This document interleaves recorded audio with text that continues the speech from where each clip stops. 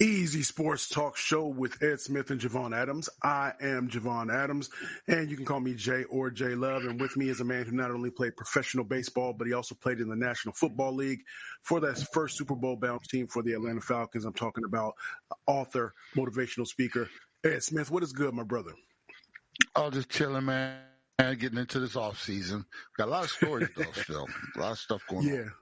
Indeed. So we're going to get into one storyline in a second. But before we get into that, man, I don't know if you saw last night. And I tend to I got trying to get some running, more miles in during the week. But I saw the story about what game was that? I just had it up. It was a game with Texas. The hard check against Darian Williams, and then all of a sudden ends up to an ejection, and then fans throwing stuff on the court. With the stuff going on recently with the Caitlin Clark and with my man Filipowski from Duke, I mean, are fans a little bit more empowered than now? I won't say that they've ever been, but are they lately feeling like they're more empowered to act a little crazy? I do think so. The court storming and different things have been around forever, but I think with social media and the me now thing, like it's with the cameras, man. Like I'm watching these kids now, like running on the court for the court storming, and it's not running toward the athletes to like congratulate them. It's cameras up in their face. Yeah. Like streaming while they're running, because it's all about them now. It's not about the camaraderie on the court and, hey, we just, accomplished something. It's all about me with the camera in my hand, filming everybody else film myself, trying to get something on TikTok or Instagram with my face on or whatever. And I think that's what's where the disconnect is. And, with the things going in the stands and stuff like that, the fans, it seems like it's more about them now. And, I mean, that's just the society we live in with all this. I mean, everybody wants to do what we do as far as having a podcast or TikToking or Instagramming or whatever it is. And it's just gotten out of hand. And that's, I mean, for me, court storm has been around since the caveman days, right?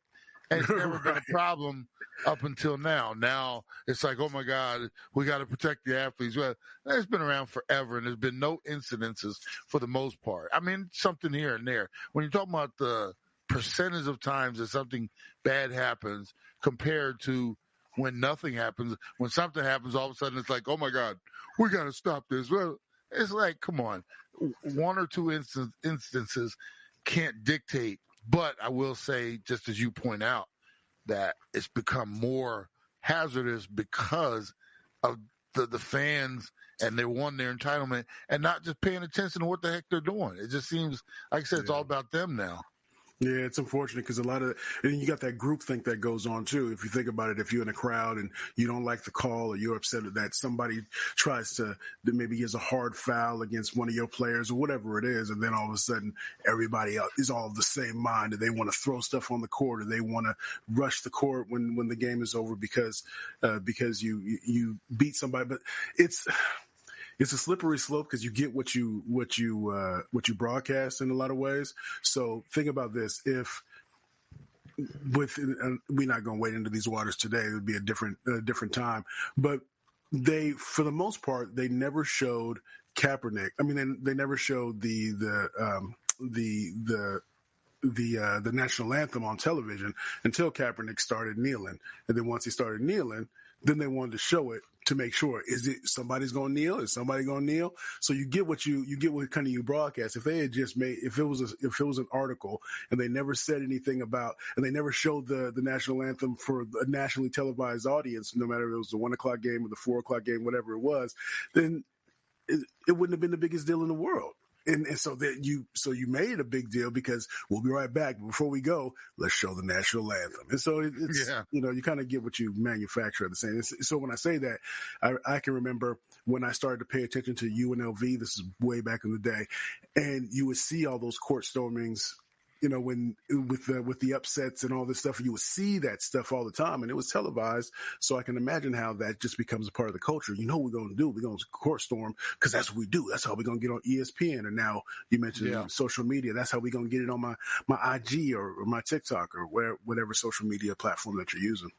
Yeah, and then a lot of it comes to where we are in the news cycle, Jay. If we were still in football season, playoffs and stuff like that, some of these stories would be so minimal. But because we're at that block where there's absolutely nothing going on, meaning media, has to make something up to focus on. And now, just perfect storm. Like I said, if some of this stuff happened back in December, November, I mean, it would be a blip on the radar in terms of how much it was covered because everybody would be wanting to jump right back to their Cowboys coverage or what happened last week in the NFL. So, you have to take it all with a grain of salt sometimes. He is Ed Smith. I am Javon Adams. This is the Easy Sports Talk Show with Ed Smith and Javon Adams. Check the podcast, let somebody know about what we have going on. So let's get into it. You mentioned in the off season, the dead time, but there's still action going on in the NFL. So let's get to one of those stories. Whether no matter what sport you're in, it seems like the dreaded "this is our guy, that's our coach, that's our insert player, insert position here for whatever sport it is," seems almost like the kiss of death. And I say that because the Cardinals just a couple of days ago, the Arizona Cardinals, they on their Twitter or on their X account, they posted pictures of montage pictures of Kyler Murray saying our franchise quarterback to some, I'm paraphrasing, and then came across an article because the combine is going on this week. And Jonathan Gannon, who's at the combine, he essentially said that this is our I'm trying to find it. What you saw late last year is kind of where we evolved into, and we'll pick up where. Let's see. Yeah, that essentially with more reps, with more time, that with being able to participate in the off-season program, that the sky's the limit for Kyler Murray, and that he was under center much more than he's ever been in his career. So we got to give him credit for that. But that saying all these glowing things about Kyler Murray, and there's so much lying, some people say subterfuge, but just lying that's going on right now. Who do you believe? What do you lean towards? Because the Cardinals could try to take a quarterback, or they could go and then take the best wide receiver on the board. So what do you think about when you see articles like that? What do you think about? What goes through your mind? Well, just like when some of your friends, your people, like when you're in certain relationships, when you hear this type of glowing stuff, first question comes out of my mouth is, who are you trying to convince? Us or yourself? Ooh. It's one of those things where, hey, if we don't, unless you bring it up, we just assume Kyler's your guy. What else are you going to do, right? You're sitting in the 4th spot, I think it is. So unless you jump over a whole bunch of people, you're not going to get the one guy that I would say that they would probably make a move for. Remember when they had the number 1 spot for a little bit through the regular season, all the speculation was, well, there's only one guy. If they're up there in that number 1 spot, Caleb Williams, yes. Because all the pundits, yes, I would make that move from the Cardinals. But on and on and on and on and on. Well, Kyler comes back. He looks pretty good. Has a really good game against the Eagles, could be your franchise guy. The problem is you've moved out of the 1 spot all the way back to 4, and you've got other teams in front of you that are probably hungrier than you are to get that young man. The Bears obviously hold all the cards right now, but they still got to do something with Justin Fields.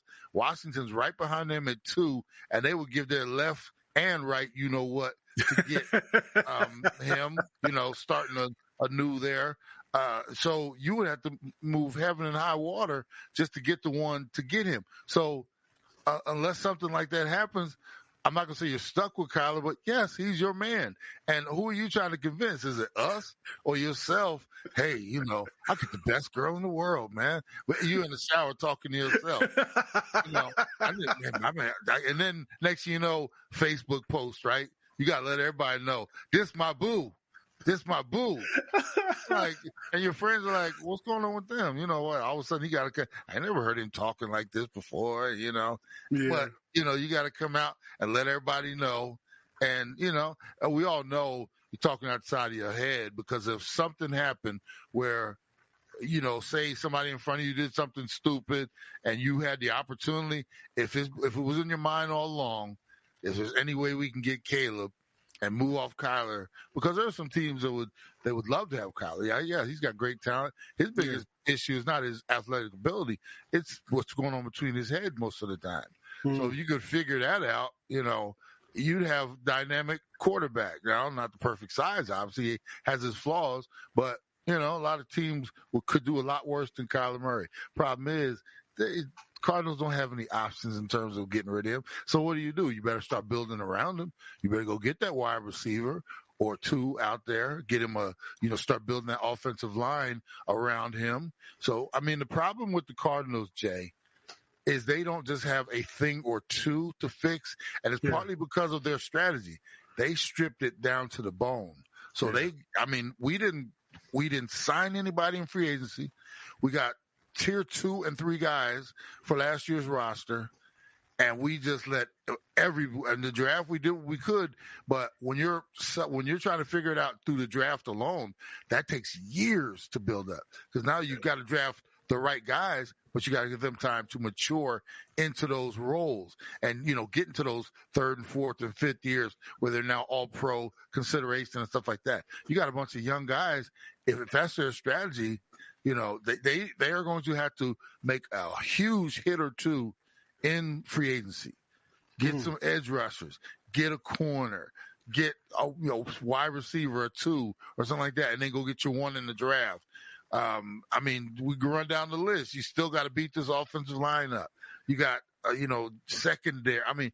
So many things you have to correct, and rightfully so, because, if this was your strategy, you did what you wanted to do. You got rid of all the junk.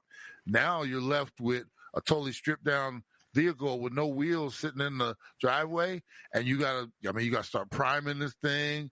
You're getting tired. You got to get the engine fixed. You got a lot of things to do to get this thing before it's road ready. And Kyler it's a pretty model, right? You got Kyler, but you got a whole lot of stuff to do to make this team even viable, just in the division, let alone in the conference and, for Super Bowl consideration. So, yeah, of course, Kyler's our guy. What else we going to do? He's Ed Smith. I'm Javon Adams. Let me ask you this question, throwing it out there. Does every NFL team want to win the Super Bowl? Everybody wants to, but does everybody have the capability? And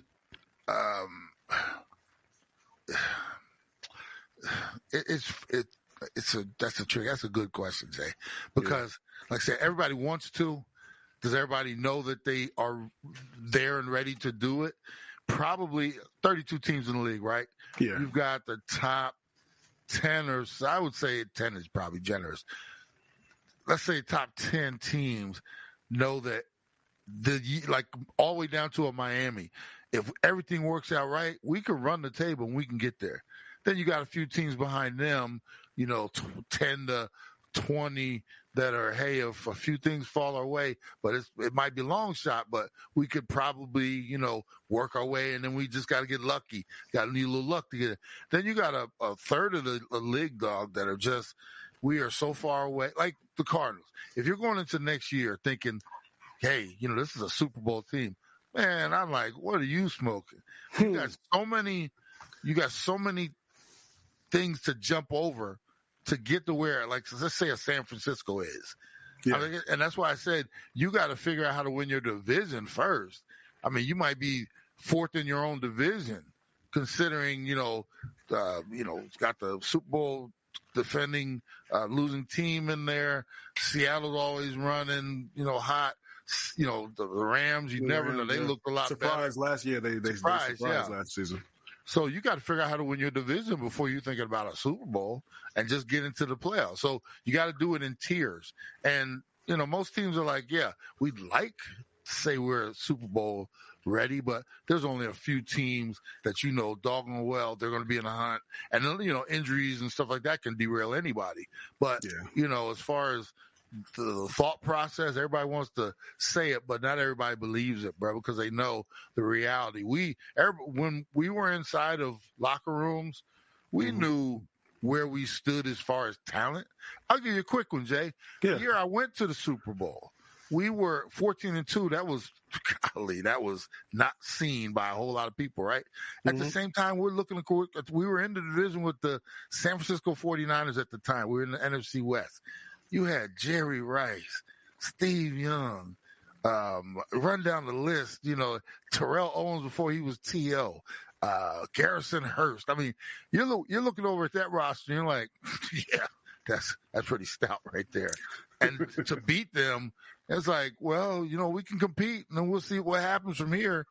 And I mean, everybody, and I say that to say everybody knows what you have in your locker room. Sometimes it takes a little luck, ball bouncing your way, different things like that. But when we started that season, Coach Reeves was like, we got some goals. First goal is we want to win our division. We want to win our division, but we win all of our home games. So we started setting little goals, right? And we started clicking those off. But I mean, at the start of that season, after going 7-9 the year before and knowing what we had in that locker room, if you went down the roster 1-53, you might have had one or two guys that said, yeah, this is a Super Bowl team. But things worked out that year, and it might have been somewhat a fluke. 14-2 for a team that was 7-9 the year before. When does that ever happen? So everybody knows what's in between the walls in their locker rooms and what's going on. So leave me with this. I mean, this might be something for even a deeper dive later. So knowing what we know about typical Super Bowl champions or typical, let's say, even conference championship game teams that get there, right? It's what? Offensive line, defensive line, quarterback. Some on the defensive side of the ball, you want to have, you want to be able to make sure that you're able to cover your man. You want to have decent enough wide receivers. Do you need a premier wide receiver? How many times, other than you mentioned Jerry Rice, but that was a generation ago, right? How many times does the best wide receiver end up being on a conference championship team or on a Super Bowl team? On a division-winning team. Yeah, it doesn't always happen. I would say this. When you're talking about championship teams, it's like a good recipe, Jay. Okay. You're not going to have the best ingredients at every, like you might look up, you might be down to the last bit of paprika in the cabinet. This recipe calls for paprika, but you got just enough to get in there, right? I hate you, man. So what you got to do, you got to something like your quarterback where you might have, man, I ain't never used this, slap your mama, but dang, I've heard a whole bunch of good stuff about it. But you're out just low on the paprika, you salt and pepper, you got just enough of that. But then you got this secret sauce, the secret spice in the back that you've done. So it's all about taking the best of what you have. Like, and in some instances, you look at like San Fran, man, they had everything. They were fully stocked at everything except for the quarterback position. Yeah. They were doing it at a and he could grow into it. He could grow into it. But right now, he's but when you talk about what they have, and like imagine if Mahomes was on that team. I mean, oh my God! I mean, that's like that's like my son playing Madden, where he takes and raise other rosters, and I'm like, damn, it looks like Jefferson, but he's wearing a Rams uniform. But down the line. Yeah. So I mean, like I said, it's a great recipe, a great group of ingredients. Like I said, that's what it's all about. And like I said, every team is not going to have the best wide receiver or this or that, but they might have just enough at that position. So that's how it works out. There we go. He's Ed Smith. I'm Javon Adams. We do this 3 times a week, Monday, Wednesday, Friday. We also do Believe in the Arizona Cardinals. We'll knock that out on. Let's knock that out on Friday. We'll knock that out Friday. Give it to you going into the weekend. And so you can go to easysportstalk.com. That's easysportstalk.com to stay connected with us. You'll find the podcast there. You can find the podcast wherever you find your podcast. Also go and like the YouTube page. Go subscribe to the YouTube page. We do appreciate it at the Easy Sports Talk Show, at the Easy Sports Talk Show. And as we always like to say around this time, you can